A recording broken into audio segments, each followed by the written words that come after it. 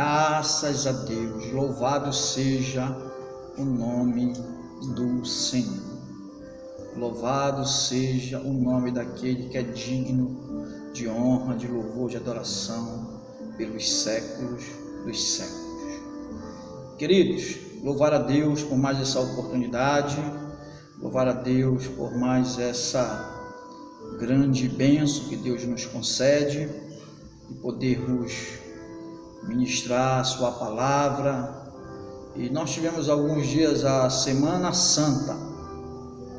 Nós tivemos aí falando um pouco sobre a crucificação, os momentos que antecederam a prisão e a morte de Jesus. E eu quero, nessa oportunidade, falar sobre a crucificação de Jesus. Quero ler um texto da palavra de Deus que está em Lucas 23, Lucas 23, do 32 ao 38. Vamos ler? Lucas 23, do 32 ao 38. Diz assim, E também conduziram outros dois que eram malfeitores, para com ele serem mortos. E quando chegaram ao lugar chamado Caveira, ali o crucificaram, e os malfeitores, um à direita e outro à esquerda. E dizia a Jesus: Pai, perdoa-lhes, porque não sabem o que fazem. E repartindo as suas vestes, lançaram sorte. E o povo estava olhando, e também os príncipes zombavam dele, dizendo aos outros: Salvou, salve-se a si mesmo. E se este é o Cristo, o escolhido de Deus. E também os soldados o escarneciam, chegando a ele, apresentando-lhe vinagre, e dizendo: Se tu és o rei dos judeus, salva-te a ti mesmo. E também por cima dele estava um título escrito em letras gregas, romanas e hebraica: Este é o rei dos judeus. Diga amém, diga graças a Deus. Queridos, nós temos aí o texto de Lucas, o texto que vai servir de base para a nossa meditação. A Bíblia diz que Jesus está no monte Caveira. Em outras traduções diz que é o Gólgota, mas que é a mesma coisa, que é o Monte Caveira, que é o lugar onde foi, que era o lugar onde os criminosos, onde os que se revoltavam contra Roma, ali eles eram crucificados. Jesus está lá no Monte Caveira, Jesus está naquele monte. A Bíblia diz que junto de dois malfeitores,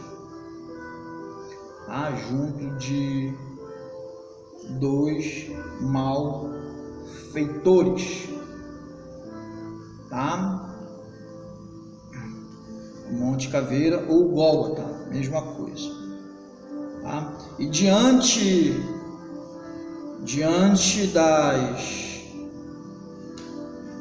daquela cena horrível, daquela cena desesperadora, Jesus ainda consegue, com alguma força ainda que lhe restava no seu corpo físico, ele consegue ainda falar algumas coisas com relação à palavra de Deus.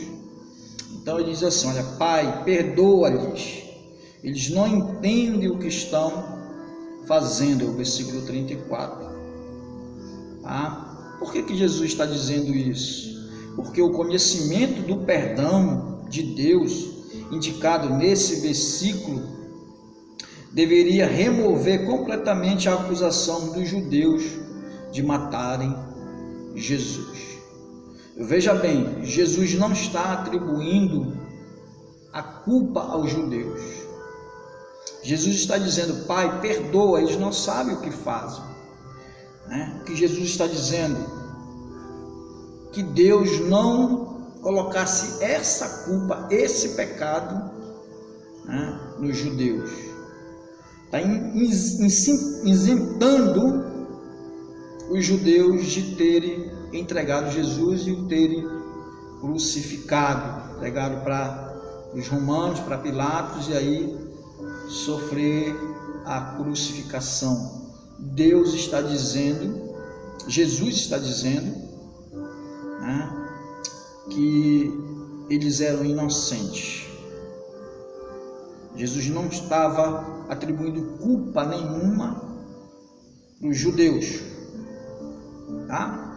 Outra coisa importante, que eles dividiram as roupas de Jesus lançando sortes, tá? Cumprindo várias profecias do Salmo 22 sobre a morte de Jesus. Tá? Versículo 35, eu vou ler para você. Versículo 35, e o povo estava olhando, e também os príncipes zombavam dele, dizendo: aos outros salvou, salve-se a si mesmo, se este é o Cristo, o escolhido de Deus. Tá? Cumpre a profecia do Salmo 22, verso 8: os que me veem zombam de mim, riem com maldade e balançam a cabeça. Esse é o que confia no Senhor? Que Ele o livre, que o liberte, se dele se agrada. Amém? Versículo 36,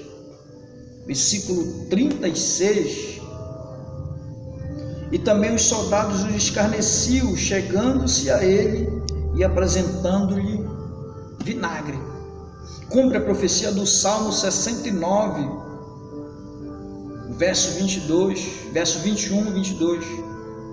Em vez disso, põe veneno em minha comida, oferecem vinagre para matar minha sede, que a mesa farta diante dele se transforme em laço, e que sua prosperidade se torne armadilha. Versículo 38.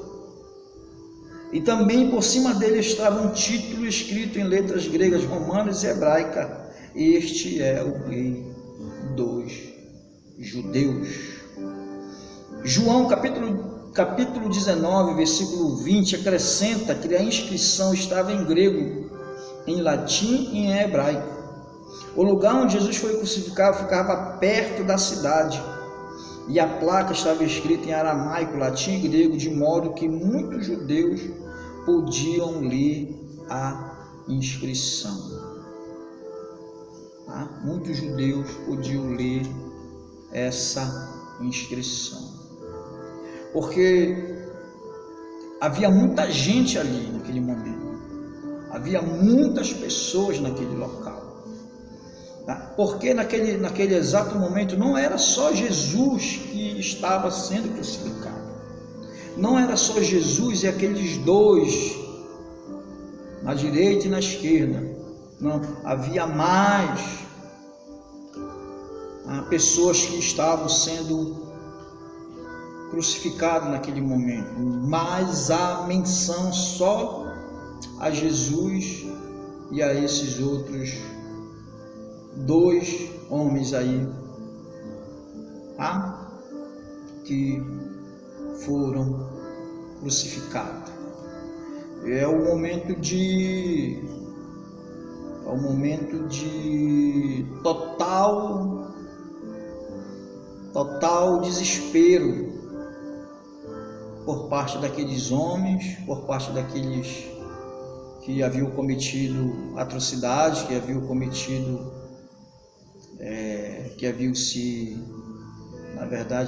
se revoltado contra Roma, se levantado contra Roma.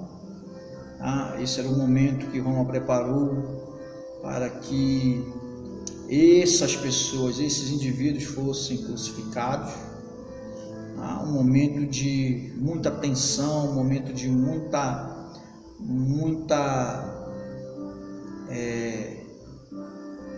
muita perplexidade por esses acontecimentos, um momento doloroso, um momento de sofrimento por parte daquelas vítimas, porque elas ficavam expostas ali ao sol causticante, ao sol, aos animais que estavam perto para tentar devorar as vítimas. Mas nenhuma dessas coisas aí aconteceram com o Senhor Jesus.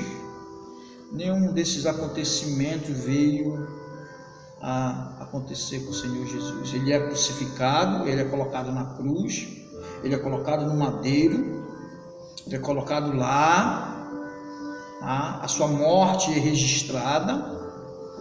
Várias pessoas testemunharam a sua morte, a sua execução, não só dele, mas daquelas outras pessoas que estavam ali.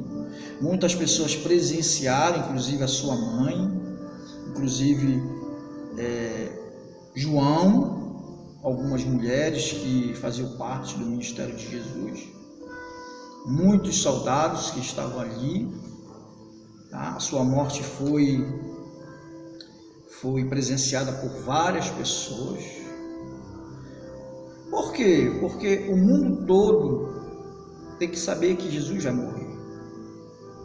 A morte de Jesus tem que chamar a atenção do mundo. A morte de Jesus, ela tem que percorrer o mundo.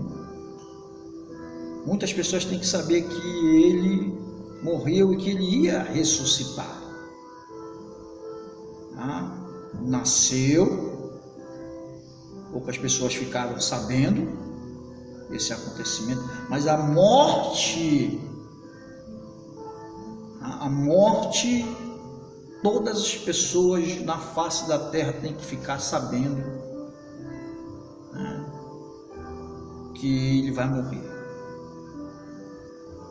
para chamar a atenção das pessoas, para chamar a atenção que Jesus não era uma pessoa comum, Jesus não era um ser humano comum, Jesus era Deus, Jesus é o Salvador. Jesus era o mestre da Galileia, o mestre de Nazaré, o mestre de Belém, que pregava, que ensinava, que curava, mas a principal característica, na verdade, vai ser a morte de Jesus. A morte de Jesus é através da morte dele que ele vai atrair muitas pessoas para si. É através da morte, através da crucificação, que Jesus vai atrair uma multidão de pessoas para si. Porque ele não só morreu, ele também ressuscitou, e nós vamos falar em outra oportunidade da ressurreição. Ele não vai só morrer, ele vai ressuscitar, ele vai voltar um dia para buscar a sua igreja. Então a morte, ela tinha que acontecer. A morte está registrada, está registrada na palavra de Deus. Muitos discípulos, eles não compreendiam, na verdade, a mensagem da morte de Jesus. Muitas das vezes os discípulos indagavam Jesus com relação quando Jesus falava de morte. Alguns pediram sinal. Mostra-nos um sinal que nós vamos crer em ti. Jesus disse: nenhum sinal será dado, a não ser o sinal do profeta Jonas. Assim como Jonas ficou 3 dias no ventre do peixe, assim o Filho do Homem ficará 3 dias no seio da terra. Eles não entendiam a mensagem da morte, eles não compreendiam a mensagem da morte. Por que Jesus tem que ser levado para Jerusalém? Porque Jerusalém é o centro do mundo hoje. Por que Jesus tem que fazer uma entrada triunfal em Jerusalém? É porque quando ele vai triunfar, o rei. Então a mensagem da morte, eles não entendiam, os discípulos, e quando se fala de morte hoje, ninguém quer morrer. Nenhuma pessoa quer morrer. Mas Jesus é aquele que nos garante uma vida após a morte, uma vida eterna.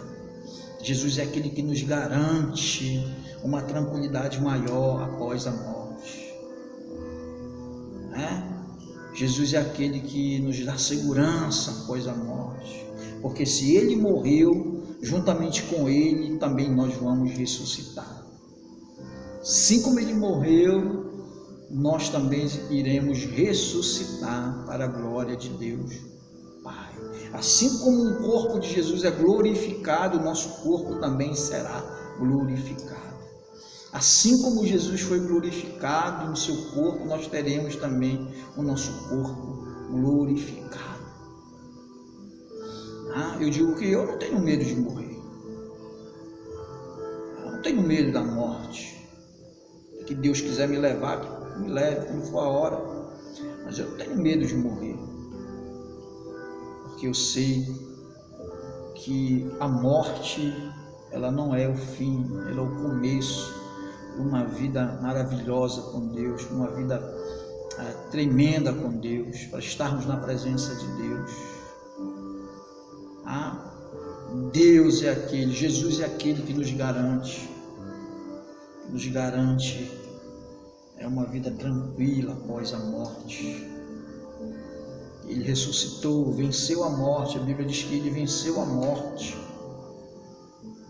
Venceu a morte, ressuscitou, está vivo hoje. É o nosso intercessor, é o que intercede por nós, é o que está vivo pelos séculos dos séculos. Amém. É o que está vivo. Essa mensagem da morte é poderosa, é tremenda. Muitas das vezes devemos morrer para o nosso eu, muitas das vezes devemos morrer para o nosso orgulho, muitas das vezes devemos morrer para o mundo e nascer para Deus. Nascer para Deus, para que possamos ter uma vida de vitória, uma vida de conquista, vencer a cruz, vencer os soldados, vencer a plateia que nos assiste, cantar o hino da vitória, cantar o hino triunfal lá na frente. Glórias a Deus, que Deus nos abençoe, que Deus continue conosco, porque a nossa salvação ela é diária. Aqueles que se esforçam alcançarão. Nossa salvação hoje ela é diária, ela é todos os dias, porque todos os dias pecamos, falhamos, todos os dias devemos pedir perdão para Deus, todos os dias devemos nos purificar, nos examinar, todos os dias devemos nos humilhar diante de Deus, colocar nossa vida no altar de Deus.